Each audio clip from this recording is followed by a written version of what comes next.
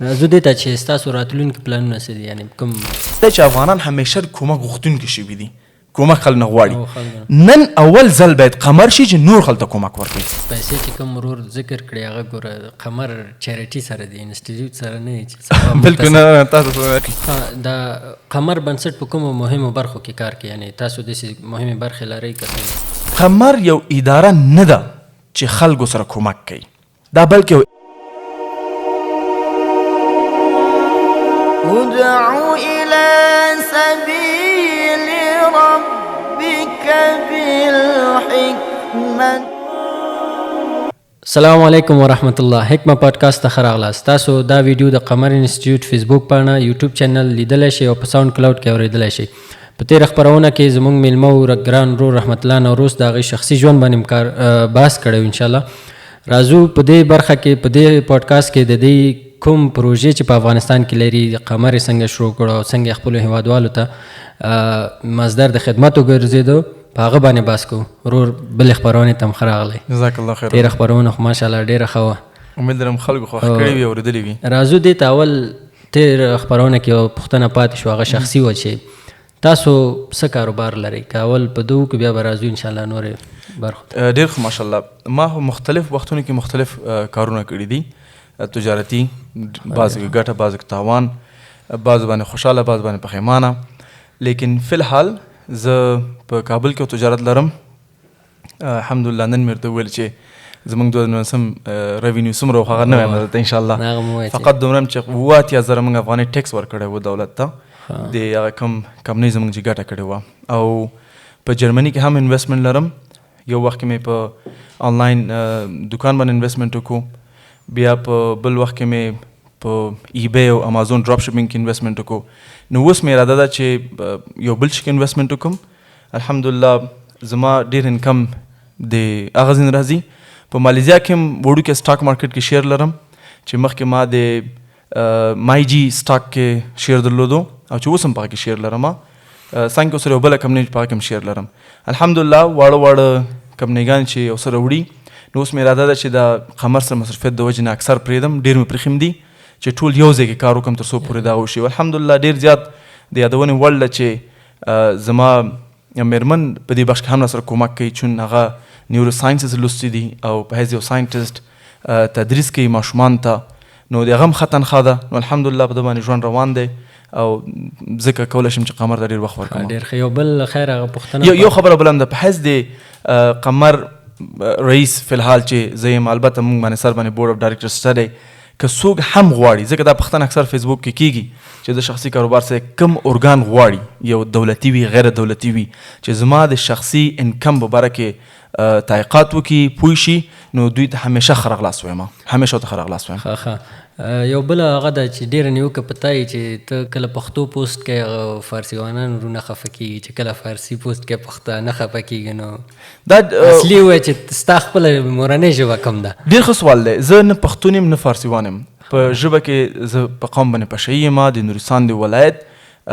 ما ته دواړه ژبې ملي دي او چې هر یو مخ ته راځي هغه وایم. زه جالبه دا چې ما خپل فیسبوک پیج چک کړو انسایډ، هغه کې مو کتل چې فقط او فقط زه 2,000 کسان لرم چې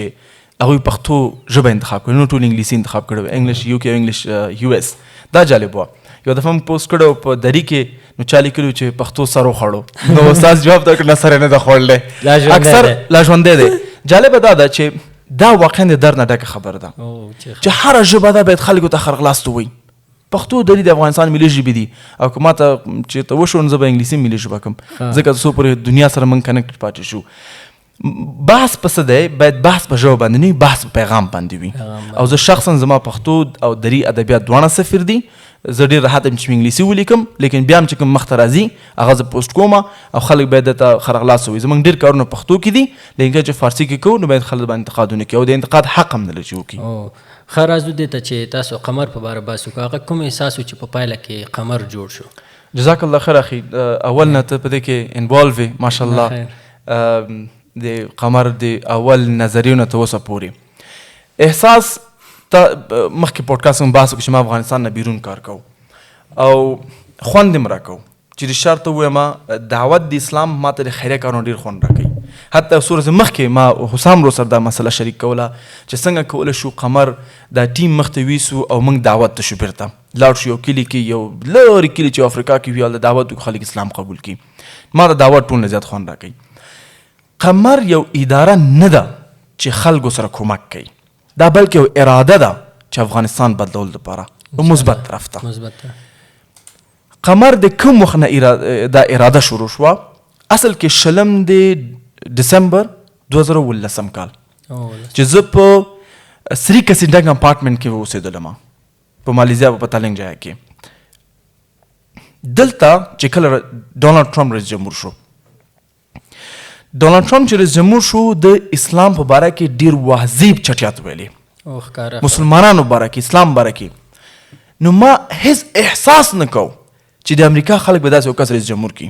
چې رئیس جمهور شو الله مې شاهد دی چې ما په شپه ژړلي دي چې څنګه امکان لري چې په یو سړی چې دومره ریسسټ هوموفوبیک اسلاموفوبیک دی او بیا راځي یو رئیس جمهور کېږي او ما ویلې په ورځو کې بنجامین نیتنیاهو چې اوس پرایم منسټر اسرائیل دی هغه هم په فخر سره اسلام باندې بد ویلې او خلکو دوباره بیا ری الیکشن ته ولاړو نو مې ولې نه چې موږ یو آخر یو ملک ولرو چې هغه اسلام په شرایطو باندې ولاړ وي اسلام تطبیق کی د مسلمان دفاع ته ودرېږي او یو مثال وي چې دا د اسلام وګوري دا ملک ما خیال کو چې زه باید کینیا کې کار وکړم کینین ډېر خلک دي ماشاءالله بیا مې فکر وکړو چې نه باید موږ په نورو ملکونو کار وکړو بیا مې ویل افغانستان نه اصل کې زموږ خیریه هیڅ پروګرام نه و ولا کې ته به دې شاید زه کله افغانستان ته راغلم طلوع شمشاد مختلف تلویزیونو میلمه کړم خلکو پښتن رالی ډېر شبهات دین برک درلودل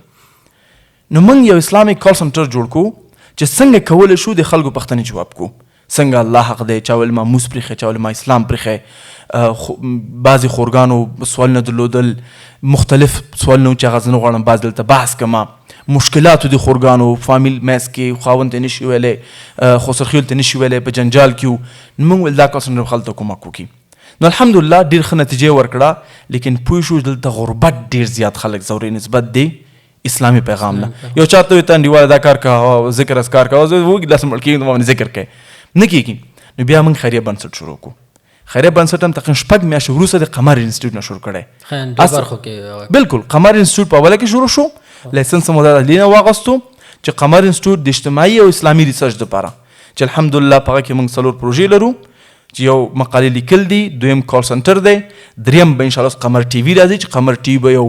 گیم چینجر وي ټول افغانستان لپاره بلکې نور دنیا ته ځکه موږ غواړو چې د افغانستان اسلام رڼا اوچته کړو او په نور دنیا کې انشاءالله خلک ګټه واخلي چې به په انګلیسي په الماني پښتو دري کې وي او په څنګ کې موږ پوډکاسټ لرو ماشاءالله چې حکمه پوډکاسټ ډېر خلک دا 4 پروژې چې ټول نه زیات ماشاءالله کال سنټر کې تقریبا 100 پښتني استاد جوابي هر ورځ او ډېر خلک مشکلات سره راځي څو غواړي خودکشي وکړي او استاد سره خبرې کوي نه خودکشي مه کوه هغه نه بعد هم چیرټي شروع چیرټي باندې موږ کولی بیا بحث وکړو انشاءالله راځو هغه ته چې دغه تاسو شروع کړل په افغانستان کې هغه انسټیټیوټ اول کې څه ستونزې وې مخه کې ستونزې خو ډېر زیاتې وې موږ 6 میاشتې پورته په دې شاهد چې لایسنس مو نه راکړه حتی دا دې باید وویل شي چې موږ ته ویلو اسلامي کلمه ته لرې کې بیا لایسنس درکوو نه غواړم ذکر کوم چا وویلې من نه اسلامي کلمه پکې وي موږ ته به لایسنس راکوئ بیا موږ ته ویل دعوت یې لږ دعوت نه لرې کوو نو بیا اجتماعي کلمات دوی پکې واچوي مشکل نه دی نو بیا قمر انسټیټیوټ د اسلامي او اجتماعي ریسرچ لپاره جوړ شو مختلف نظریاتو نوم متبادله لوګو دپاره لوګو موږ په 3 ملک جوړ کړه تونیزیا ملیزیا او بل نه پوهېږم لوګو د کوم ځای راغله موږ څه څو لوګانې بدلې کړي بیا خلک موږ دا خوښه شوه هغه نه بعد بیا بله بدله کړه نو مشکلات ډېر زیات وو خو الحمدلله ثم الحمدلله د هرونو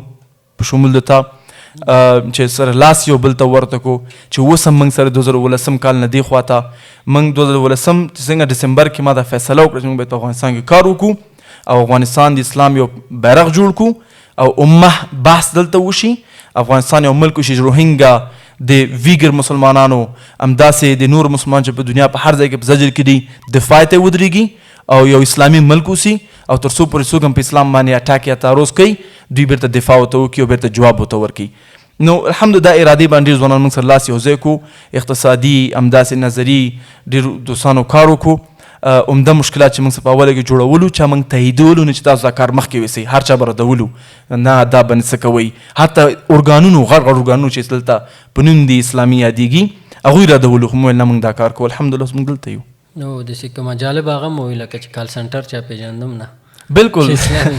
نه پېژندو نشته دی واقعا دا جالبه خبر ده په افغانستان کې یو ارګان نشته دی چې هغه وایي زه دلته اسلامي ارګان ما او هر مسلمانان په خیر راشي زه نه پېژنم کیدای شي وي زما په علم کې نشته په خیر د راشي هر داعي دی هر ورور دی دلته د ریسورس زموږ استفاده کوي تر څو پر اسلام ته خدمت وکړي د قمر بنسټ په کومو مهمو برخو کې کار کوي یعنی تاسو داسې مهمې برخې لرئ که څنګه بالکل اوس خو ماشاءالله قمر یو ګروپ جوړ شوی دی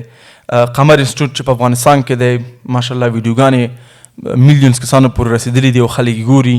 مخکې د قمر انسټیټیوټ پروژې مې ورته وویل اکثر خلک شک کېږي قمر انسټیټیوټ او قمر بنسټ باره کې قمر بنسټ بیا چیریټي کارونه کوي بیا قمر بنسټ نه فقط په افغانستان کې ثبت دی بلکې په یورپ کې هم ثبت دی په اروپا په جرمني هیواد کې چې موږ اکاونټ لرو ټول څه موږ هلته لرو ماشاءالله پلان هم دا دی چې یو بل ملک ته هم لاړ شو مخکې موږ باندې بحث کوو چې یا بنګلادیش یا کینیا یا یوګاندا یو بل ملک ته ځو دوه علت دپاره یو چې زموږ خپل افغانان ورونو ته وښیو چې دلته همیشه به زموږ نظر کې امه وي اسلامیک امه نه پښتون نه تاجک نه ازبک امه حتی افغان هم نه امه دا مهم دی چې کله موږ دې کانسپټ قبول کړو ډېر مشکلات به زموږ حل شي دویم علت دا دی چې افغانان همیشه کومک غوښتونکي شوي دي کومک خلک نه غواړي نن اول ځل باید قمر شي چې نور خلک ته کومک ورکوي ځکه موږ تار سیسټمونه جوړ کړي دي الحمدلله سیسټمونه جوړ کړي د یو کې کې د ارګنایزیشن په شمول دی ون امه هغوی چې موږ ته خپل سیسټم راکړي موږ نور ملکونو تطبیق کړو سیسټمونه ماشاءالله ښه دي قمر بنسټ فقط غواړي په څلور برخو کار وکړي او کار کوي هم موږ ته ډېر خلک نظریات راوړي موږ یې ردو ځکه موږ غواړو سپیشلایز پاتې شو په هغه بخش کې چې کوم بخش کې موږ کار نه کوو بل څوک کار کوي هغوی سپورټ کوو زه تاسو مثال درکوی شم اول مکتبونه جوړول دي چې برانډډ مکتبونه وي چې بنیاد به انګلیسي وي ماشاءالله اسلامیک هر نگانه چې مکتب نه څوک شپږم سنه فارغېږي به حافظ القرآني دا هم دی انشاءالله دویم یتیمخانه چې هغه ماشومان چې مور و پلار نه لري په سرکو وي دي کې هغه بل ته یتیمخانې ته راځي هر څه به مفته وي په مکتبو کې هم 50% یتیمان وي 500 خلک چې فیس ورکړي تر څو به د وزیر زوی یتیم موږ دواړه سره یو ځای کېنو بل پروژه زموږ افغانستان سیسټمونه جوړول دي زموږ ویب سایټ کې انیشیټیو دلته سیکشن شته دی چې الحمدلله کې موږ 2 سیسټم سفر جوړ کړي دي یو د قمر اقتصادي او اجتماعي سیسټم دی چې خلک اکثر د باندې معلومات لري چې سیسټم چې دویم سیسټم چې موږ جوړ کړی هغه د وینې سیسټم دی دریم پروژه زموږ د یتیمانو کفالت دی چې کوم د سړک نه موږ جیګو یتیم غریب دی هر څوک چې دی ماشوم سړک نه چتو او هغه سپورټ کوو تر څو پورې خپل په پښو خپله ودرېږي څلورم پروژه زموږ چې ده هغه د خلطو تجارت جوړول دي دا د قمر پالیسي ده چې موږ چاته یو بوجې وړو دا نه ورکو یو بوجې وړو ورکو سبا هغه بیا وږي نه موږ هغوی ته مهیان نه ورکو بلکې د مهیان نیول طریقه ورته ښیو تجارت جوړو الحمدلله جوړت هم جوړ کړي دي تر څو هغوی په پښو ودرېږي 6 میاشتې تعقیبو چې دوی څه شی کړي دي بزنس څنګه روان دی پالیسیو ته ورکو سټراټژیو ته ورکو هغه نه بعد یې پرېږدو چې خپل کار مخته لاړ شي دا څلور بخشه دي بعضې وخت کې موږ ته خلک وایي چې موږ ته سا جوړه کړي موږ ته موږ ساګان نه جوړو ورشي المنصور فاونډیشن ته هغوی سا جوړوي ماشاءالله بعض خلک موږ ته مختلف نظریات سره راشي لیکن موږ نه کوو دا زموږ څلور بخشه دي او غواړو په دې کار وکړو ولې وجه دا ده چې موږ غواړو بنیادي کارونه وکړو او دا غربت د افغانستان د بنیاد نه ختم کړو نه فقط یو ویډیو چاته وکړو ماشاءالله اکثر خلک دا باید ذکر شي خیریه کار کې سړی باید ډېر زیات احتیاط وکړي په حیث یو مسلمان اول چې دنه خیریه کار وکړي سړی تشویش وي چې زه الله ما نه پوښتنه وکړي دا غریبان ته حالت ته وګوره بله ورځ کور ته تلم نو ما یو لاس خپل جامپر نه قزن بیرون پرېښودو چې یخ یو زه پوه شم چې احساس څه شی دی چې کله خلک خیریه کار ته راشي بیا ورته شیطان ډېر لوبې ورسره کوي وسوسې یو دا چې یو انسان یو کار کوي او کار خلک تعقیبوي یا تطبیق کوي نو انسان یو خاص احساس ولري هغه احساس باید چک شي چې دا احساس اسلامي دی او که شیطاني دی او بل دلته د خپل خیریه کارونو اډورټایزمنټ نه کوي په قمر کې څوک دا نه ګوري چې موږ شپې دلته کاسې هم پاکو دلته راځو دیوالونه هم پاکو څوک چا لاس کې جارو وي چا لاس کې هغه وي څه ماشاءالله دا قصه به زه وکړم چې ته هم پیپ کې دننه کېږي هم ټانکۍ کې دننه کېږي جزاک الله خیر ما ستا لیدلی چې کله ته د شیشه پاکه لیک دا څوک نه ګوري او من نه غواړو موږ دا خلک ته ښکاره کړو نه غواړو موږ دا خلک ته ښکاره چې موږ څونه وخت دلته کور کې کور نه بغیر دلته قمر کې تیرو. هر یو کس د قمر غړی او دا باید ذکر شي او د دوی اجر فقط الله سره دی. پوینټ مې سره دی معنا ته یو خیر کار کې خلک تاییدی سپیشل احساس وکړي او ته بیا نور لاش احساس ته کار وکړي. دا یو مشهور حدیث دی څلور کسان به ول جهنم ته ځي، عالم، مجاهد او سخي. دنه سره به ډیر ځان سره وساتي. نه په موضوع کوم ځای ته لاړه خو زمونږ دا څلور بخښونه چې قمر پکې کار کوي او غواړو څه ولې کار وکړو، غواړو چې صحیح کار وکړو، نه چې فقط دلته لاس و بیا لاړ شو بیا میډیا. نه دا مقصد نه دی او نه دې ته کار کوو. فامیلونو ته د مریضانو یا د ژمني او رمضاني څه کمپاین وکالیو منه ذکر دی کو فقط 2 وخت کې موږ کمپاین کو خلته وریجو وړو دا ورکو چې هغه رمضان او ژمی دی. موږ مختلف کمپاین بلرو. یو بخش زمونږ دا دی چې هغه پروژه دی، یو بخش دی زمونږ، یعنی په حیث یو پروژه موږ نه ټریټ کوو، دا په حیث یو کمپاین موږ ټریټ کوو. یعنی چې کله د ونو موږ راتلونکي ونو دپاره پلان لرو چې موږ قلن کم سے کم نه 15 لکه ونو خو افغانستان کې کینو او موږ سټراټیجي ورته لرو څنګه کینو، هغه به جدا باندې بحث وکړو. په ژمي کې موږ کمپاین کوو، خلک نه زاړه کالي دې کال کې ټول کړي دي، پیسې د افغانستان نه بهر نه خلک لېږي ماشاءالله او بیا هغه ټولو خلکو ته ورکوو چې ضرورت رفعي. او په رمضان کې هغه نه بغیر موږ داسې کومکونه چا سره نه کوو. مریضان مخکې موږ قبلول ماشاءالله موږ مریض هند پورې هم لېږلی، پاکستان ته هم لېږلی، افغانستان کې داخل اوس هم مریضان لرو چې یو کال باید موږ هغوی سپورټ کړو، لیکن مریضانو سیسټم بند کړو. وجه دا وه چې زموږ به یو مریض سره یو کارمند مصرفو. هغه کارمند کولی شي دنه غټ کار وکړي، یعنی یو شفخانه جوړه کړي سبا ته، لیکن یو مریض سره مصرفو. که چې دا مسله ډېره جدي وي او هغه ته پیسې په کار وي چې مثلا دا ډېره جدي ده په داخل د افغانستان کې علاج کیدی شي، دا نشم ویلی کیدی شي موږ کمیټي سیسټم لرو چې یو مریض یا غریب راځي هغه چک کېږي، څو کسان ته هغه نه بعد سره کومک کېږي، کیدی شي واخلو، لیکن عام طور مریضان موږ نه اخلو. ښه راځو دې ته چې دا ستاسو د بنسټ خصوصیات څه دي، یعنی نورو بنسټونو سره توپیر څه دی د قمر؟ ما ټول بنسټونه کتلي نه دي، لیکن زه به وایم چې فقط د قمر څه شي خصوصیات دي چې د دوی څه دي. اول دا دی چې موږ لکه نورو په شانتې اکاونټیبل یو. قمر ته 1 روپۍ ورکه پښتنه او که چېرته مصرف کړې ده، ځکه موږ الحمدلله آنلاین سیسټم لرو. کویک بک چې زموږ شته دی استفاده کوي. آنلاین سیسټم کې موږ کولی شو چې د یتیمانو کفاله سیسټم بهترین سیسټم چې هره میاشت رپورټ ځي، د یتیم مکمل پروفایل کتلی شي چې څوک دی، کوم ځای کې دی، چېرته دی. بل قمر چا سره هم کومک کوي، سپانسر ته ایمیل ځي چې دې کس ته موږ دومره پیسې ورکړي، د اډرس دی دا مو ته ورکړي دي. دریم موږ آنلاین پیمنټ ګیټ وی لرو. څلورم موږ په 2 ملکونو کې رپورټ ورکوو، جرمني چې موږ څه شی کړي، دویم افغانستان، پنځم موږ هره میاشت څوک چې موږ ته پیسې راکوي هیلپرس کلب چې $10,000 ورکوي چې د قمر ډېر مصارفات په هغه باندې دي او پروژې چلیږي، هغوی ته هره میاشت رپورټ ورکوو چې تاسو موږ دې میاشت کې کړي څه شی دي. حتی څو کاغذ هم چتې او څه کار کوو هغوی ته مکمل رپورټ ځي چې موږ دې میاشت کړي څه دي، هغوی زموږ رپورټ کتلی شي. او پنځم دا دی چې قمر نه غواړي هغه کار وکړي کوم چې مخکې شوی دی. موږ غواړو نوي نظریات راوړو چې کوم کار مخکې شوی هغه موږ نه کوو. دا یو څو مقصد چې موږ ته ذکر کوو. ښه ډېر ښه. دا فامیلونه چې تاسو ته معرفي کېږي دا فامیلونه څنګه معرفي کېږي، څوک یې پیدا کوي، کوم کمیټه ده، څه شی ده، څنګه تاسو دې سره مرسته کوئ؟ کېدای شي تاسو سره 200 فامیله څوک معرفي کړي، بیا تاسو څنګه ارزیابي کوئ چې څوک غریب دی څوک نه دی، دا څوک فیصله کوي؟ دا دې دپاره موږ قمر کیر سیسټم لرو چې باید خپل سیسټم لرو، څو غریب دی بیا سټار ورته ورکوو، 100% غریب دی، اول سټار لایق دی، دویم سټار لایق دی، د باندې یو ویډیو لرم خلک کتلی شي. بل ماشاءالله چې دی موږ کمیټي سیسټم لرو. په حیث د قمر فاونډیشن رئیس فکر کوم 1.5 کال یا 1 کال کې ما کوم کس نه معرفي کړی چې سره کومک وکوئ. معرفي کړی مې دی الله نه ویریږه، نه مې کړی که نه، ځکه زه کمیټي ته پاس کوم. زه الماس ته لیږم، الماس بیا راځي په ستا تاییدي، د استاد تاییدي، همداسې نور ممبر تاییدي اخلي، هغه نه بعد هغه سره کومک کېږي. یعنی بایپاس سیسټم دلته نشته دی چې زه دا پېژنم سره کومک وشي. او غریب معلومول ډېر اسانه دي د قمر کې سیسټم باندې. یعنی موږ کمیټي لرو، دا نه دی چې زه غواړم سره کومک کوم بس وشو کوم سره، نه، هغه به کمیټي پاس کوي. بعض وخت ردیږم، بعض وخت تاییدیږم. بل موږ سره لیست دی، ګورو چې کوم ډېر ضروري دی هغه ته زر کومک سره سو. هغه هیوادوال تاسو سره خو ډېر مرستې کوي د اروپا نه مختلف ځایونه، هغوی ته تاسو څومره اطمینان ورکولی شي چې دغه مرستې چې دوی کوم کوي دا هغه مستحقو فامیلونو ته رسېږي؟ جزاک الله خیره. دې دپاره موږ تا ته بهتره معلومه ده چې موږ 100% ډونیشن پالیسي لرو،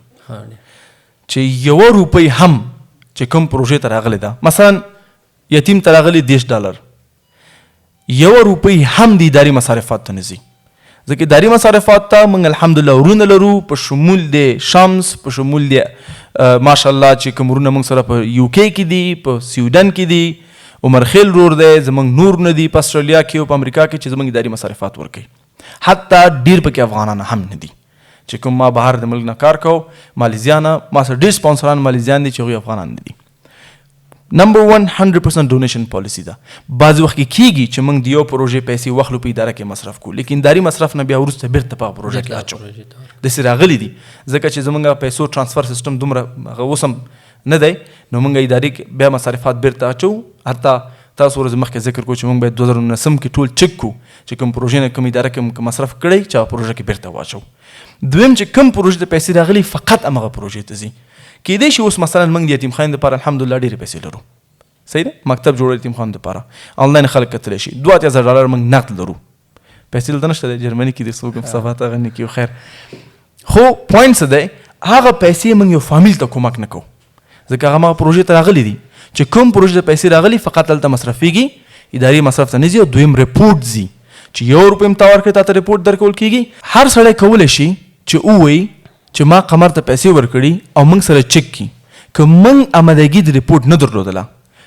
موږ ته پیسې ډبل بیرته ورکوو. داسې وخت کې راغلی دي چې موږ چاته کومک ورکړی دی یا کس نه غواړي ویډیو وکړي، موږ د کس ادرس ته ورکوو چې دا ادرس د ټلیفون شماره دلته مو ته ورکړې ده. خو الحمدلله اوس موږ په هغه پوزیشن کې یو چې 90% حتی 15% موږ نه ویډیو غواړي،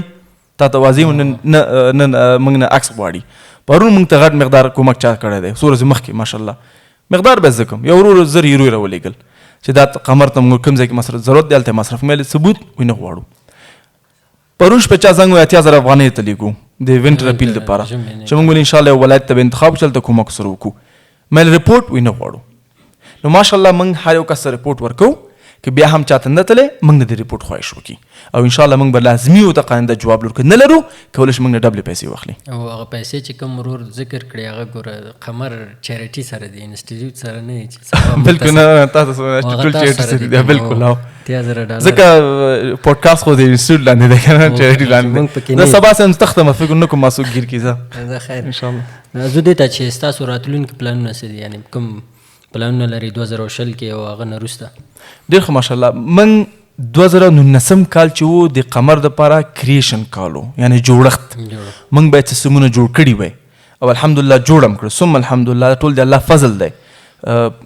زموږ هیڅ هم نه دي کړي. موږ فقط الله انتخاب کړي چې موږ دا کار مخکې ویسي، یعنې اکوپمنټ په حیث. 2020 زموږ کال د انهانسمنټ چې دا کوم کارونه هم شروع کړي هغه تقویه کو، نور هم بهتره کو. په شمول د ده کې به وي چې زموږ مکتب به وي په قمر بنسټ کې چې مکتبونه به انشاءالله څه شروع کوو. اول پروان شروع کېږي، بیا به کابل کې او همداسې نور ولایتونو کې. د مکتبونو خصوصیات به ډېر واضح دي، مکمل ټکنالوژي به وي ماډرن. دویم بهترین اسلامي کریکولم به راځي د مختلف دنیا نه، د اروپا او د نورو دنیا تجربوي کوم تعلیمي سیستم چې دی خصوصا فنګلند هغه به راځي دلته. دریم شپږم سم پورې به اگزام بیس کامیابي نه وي،